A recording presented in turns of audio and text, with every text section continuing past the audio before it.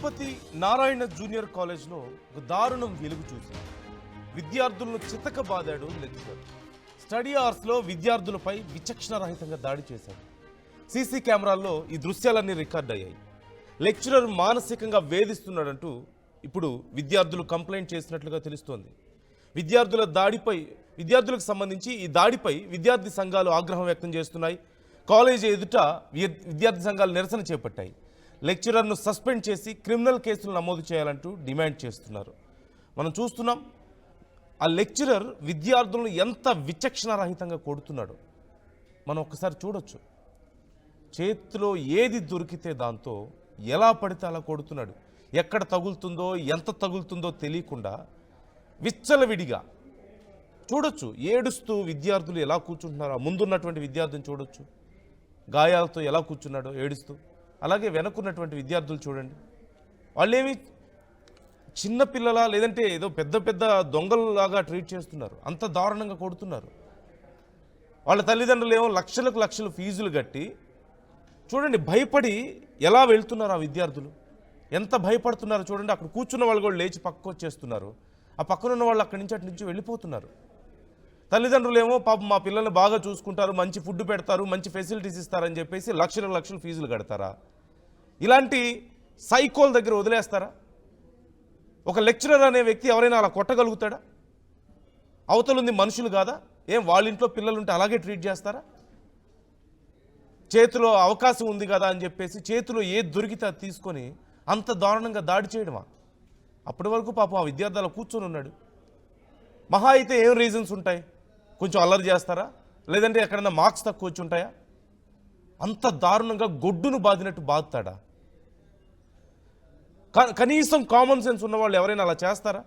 లేదంటే ఒకప్పుడు 20 ఏళ్ల క్రితం 30 ఏళ్ల క్రితం ఉన్నటువంటి పరిస్థితుల ఎవరు కొట్టినా ఎంత కొట్టినా లెక్చరర్లు కొడతారు, టీచర్లు కొడతారు, విద్యార్థులు భవిష్యత్తు కోసమే కొడతారని గ్రాంటెడ్గా తీసుకొని వాళ్ళకున్న శాడిజం అంతా విద్యార్థుల మీద చూపించేవాళ్ళు చాలామంది. ఇదిగో ఇప్పుడు పరిస్థితులు మారాయి. విద్యార్థుల మీద అసలు విద్యార్థులను కొట్టకూడదు, ఏదైనా ఉంటే కౌన్సిలింగ్ ఇవ్వాలి. ఇప్పుడు అతను ఎలాగైతే కొట్టాడో అతన్ని తిరిగి అలా కొడితే తప్పితే అతని దారిలోకి రాడేమో. గొడ్డును బాదినట్టు బాదుతారా? లక్షలు ఫీజులు వసూలు చేయడం, ఆ విద్యార్థులను అక్కడ ప్రెషర్ కుక్కర్లో పెట్టినట్టు పెట్టి 24 గంటలు చదివించి ఆల్రెడీ టార్చర్ చేస్తుంది సరిపోక మళ్ళీ ఫిజికల్గా కూడా టార్చర్ చేస్తారా? ఇది కేవలం ఈ ఒక్కసారి జరిగింది మాత్రమే కాదు, గతంలో కూడా ఎన్నోసార్లు ఇలాంటి కంప్లైంట్స్ వచ్చినట్లుగా తెలుస్తోంది. అదే లెక్చరర్ చాలాసార్లు వాళ్ళని టార్చర్ చేసినట్లుగా తెలుస్తోంది. పాపం పేరెంట్స్ ఏమనుకుంటుంటారు, మా బిడ్డను ఎంత బాగా చూసుకుంటున్నారో, ఎంత మంచి ఫుడ్ పెడుతున్నారో, ఎంత మంచి ఫెసిలిటీస్ ఇచ్చారో, మేము లక్షలు ఫీజులు కట్టాం కదా అని చెప్పేసి వాళ్ళు అనుకుంటూ ఉంటారు. ఇక్కడ వీళ్ళనేమో గొడ్డును బాదినట్టు బాదుతున్నారు. కనీసం ఏం పెట్టి కొడుతున్నాడో తెలియదు, ఎలా తగులుతుందో కూడా తెలియని పరిస్థితి. విద్యార్థి సంఘాలు వచ్చాయి, ఆందోళన వ్యక్తం చేస్తున్నాయి. సురేష్ జాయిన్ అవుతున్నారు, మా ప్రతినిధి. ఒక్కసారి సురేష్తో మాట్లాడి డీటెయిల్స్ తెలుసుకుందాం. సురేష్, గతంలో కూడా ఇలాగే వేధించేవాడ లెక్చరర్ అంటూ తెలుస్తోంది. ఇప్పుడు ఏం చర్యలు తీసుకుంటున్నారు? తిరుపతిలో ఆ నారాయణ జూనియర్ కాలేజ్ విషయంలో మరి విద్యార్థి సంఘాలు ఏం డిమాండ్ చేస్తున్నాయి? ఏదైతే ఈ సంఘటన నిన్న తిరుపతి జిల్లాలోని రేణుగుంట పరిధిలో ఉన్నటువంటి నారాయణ జూనియర్ కాలేజ్ లో చోటు చేసుకుంది. అయితే ఆ విషయం తెలిసినటువంటి విద్యార్థి సంఘ నేతలంతా కూడా కాలేజీ వద్ద చేరుకోవడం జరిగింది. పెద్ద ఎత్తున నిరసన కూడా వ్యక్తం చేశారు. ఆ విద్యార్థిని పట్ల ఆ టీచరు ఏదైతే మొదటగా మనం సీసీ ఫుటేజ్ లో 2 విజువల్స్ మనం గమనించవచ్చు. మొదటగా ఒక స్టిక్ తో ఒక విద్యార్థిని కొడుతున్నాడు. సెకండ్ విజువల్ లో ఒక విద్యార్థిని మాన్యువల్ గా హ్యాండ్ తో అతని దారుణంగా బాగుతున్నటువంటి పరిస్థితి. అయితే తగడా చోట తగిలితే ఆ విద్యార్థి భవిష్యత్తు ఏంటి? కనీసం మినిమం ఒక లెక్చరర్ కు ఉండాల్సినటువంటి ఒక ఓపిక విధానం, ఒక విద్యార్థికి చదువు బోధించాలి.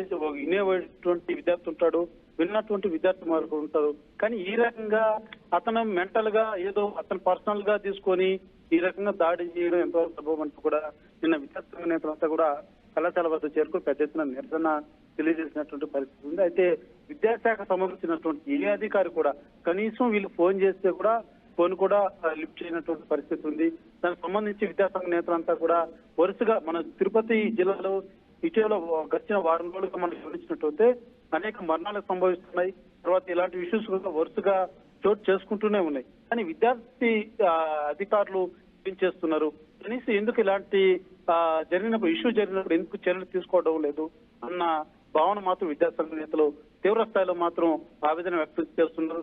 ఇలా చదివితే ఇటు ఏదో చదువుకొని కూలీనాలు చేసుకొని బిడ్డలు చదివించుకునేటువంటి తల్లిదండ్రులకు ఏదన్నా రేపు వాళ్ళ బిడ్డరాలు జరిగితే దానికి ఎవడు బాధ్యత వహిస్తారంటూ కూడా ఆవేదన వ్యక్తం చేస్తున్నటువంటి పరిస్థితి ఉంది. అయితే నిన్న జరిగినటువంటి ఈ సంఘటన పట్ల ఇప్పటికి కూడా విద్యాశాఖకు సంబంధించినటువంటి ఏ అధికారి కూడా స్పందించలేదు.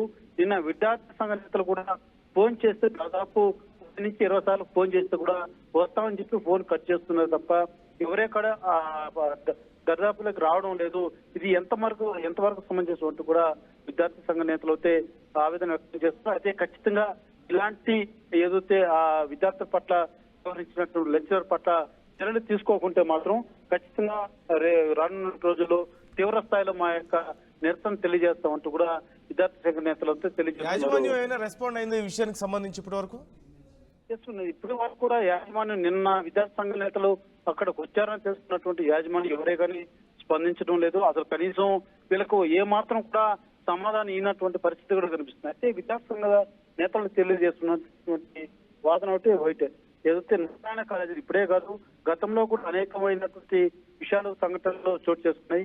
ఎప్పుడు కూడా మేము క్వశ్చన్ చేస్తే కనీసం రెస్పాండ్ అయ్యేటువంటి పరిస్థితుల్లో విద్యా వ్యవస్థ అధికారులు లేరు అన్నది ప్రధాన వాళ్ళ ఆరోపణ మాత్రం వినపడుతుంది. Right thank you Suresh, thanks for the details. ఇప్పుడు ఈ అంశానికి సంబంధించి విద్యార్థి సంఘాలు తీవ్ర ఆందోళన వ్యక్తం చేస్తున్నాయి. తల్లిదండ్రులు గమనించాల్సిన విషయం ఇది. ఖచ్చితంగా లక్షలు ఫీజులు కడుతున్నాం, మా పిల్లల్ని బాగా చూసుకుంటున్నారు, మంచి ఫుడ్ పెడుతున్నారు, మంచి ర్యాంకులు వస్తాయని చెప్పేసి మీరు అనుకుంటున్నారు. కానీ this is the reality. A corporate స్కూల్స్లో కాలేజెస్లో ఎంతోమంది విద్యార్థులు బలవన్మరణాలకి పాల్పడ్డ వాళ్ళు ఉన్నారు, అనుమానాస్పద స్థితిలో ప్రాణాలు కోల్పోయిన వాళ్ళు ఉన్నారు. చివరికి అక్కడ పెట్టే మానసిక హింసను భరించలేక భవిష్యత్తును పాడు చేసుకున్న వాళ్ళు ఎంతోమంది ఉన్నారు, పారిపోతున్న వాళ్ళు ఉన్నారు. ఆ లోపల కొంతమంది ఇవేవీ చేయలేక లోపల మగ్గిపోతున్న వాళ్ళు కూడా ఉన్నారు. సో ఖచ్చితంగా పేరెంట్స్ గమనించాల్సిన విషయం ఇది. మీరు కేవలం డబ్బులు కట్టినంత మాత్రాన మీ పిల్లల్ని బాగా ఏదో మీ భవిష్యత్తు మార్చేస్తారు, మీ పిల్లల భవిష్యత్తు అనుకోవడం అనేది తప్పు. లోపల ఉన్న పరిస్థితి ఇది. వాళ్ళ మీద మానసికంగా శారీరకంగా ఎన్ని రకాల హింసల్ని వాళ్ళ మీద చూపిస్తున్నారో మనం చూడొచ్చు. ఇది కేవలం ఒక ఎగ్జాంపుల్ మాత్రమే, ఇలాంటివి ఇంకా ఎన్నో ఉన్నాయి. గతంలో ఎన్నో ఇన్సిడెంట్స్ మనం చూసాం. కార్పొరేట్ స్కూల్స్ అండ్ కాలేజెస్లో జరుగుతున్నటువంటి దారుణాలు మనం ఎన్నో చూసాం. కేవలం డబ్బులు మాత్రమే ఎక్కువ ఉంటాయి అక్కడ, చదువు కాదు. ఇక ర్యాంకులు ఎలా వస్తున్నాయి అనడానికి చాలా రకాల మార్గాల్ని మనం బయట చూస్తున్నాం, చాలా రకాల మార్గాలు చూస్తున్నాం. ర్యాంకులు ఎలా వస్తున్నాయి ఈ కార్పొరేట్ స్కూల్స్ అండ్ కాలేజెస్లో? నిజంగా చదివితేనే వస్తున్నాయంటే కాదు, ఖచ్చితంగా కేవలం చదువుతూనే వస్తున్నాయంటే కాదు. చాలా రకాల మార్గాలు ఉన్నాయి వాళ్ళకి. చాలా రకాల స్కామ్స్ మనం గతంలో కూడా చూసాం. క్వశ్చన్ పేపర్ ఫోర్జరీలు చేసే దగ్గర నుంచి మొదలు పెడితే, లీకేజ్ దగ్గర నుంచి మొదలు పెడితే ఇంకా చాలా ఉన్నాయి. ఇంకా మీరు ఈ మోసాల్లో పడొద్దు. మంచి colleges, government schools and colleges ఉన్నాయి, లేదా ప్రైవేట్ స్కూల్స్లో కూడా స్టాండర్డ్స్ ఫాలో అయ్యేవి. కేవలం ర్యాంకులు వచ్చేవి మాత్రమే మంచి కాలేజీలు కాదు. ఇప్పటికైనా కళ్ళు తెరవండి.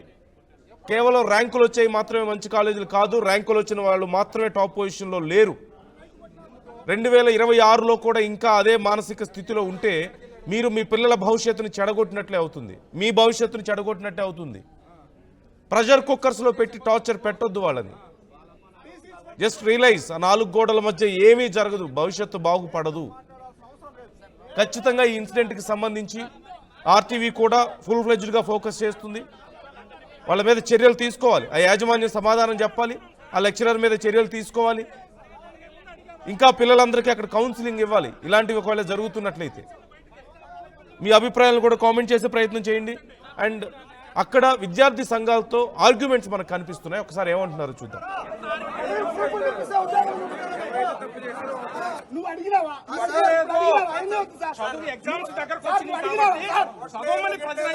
టొమాటోలతో కొడుతున్నారన్నా, టొమాటోలతో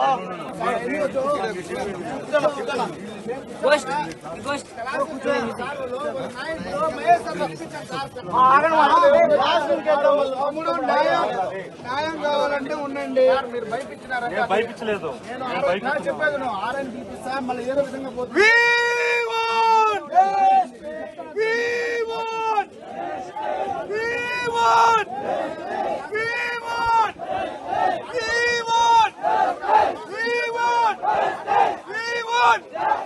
We టమోటాలతో కొడుతున్నారన్న టమోటాలతో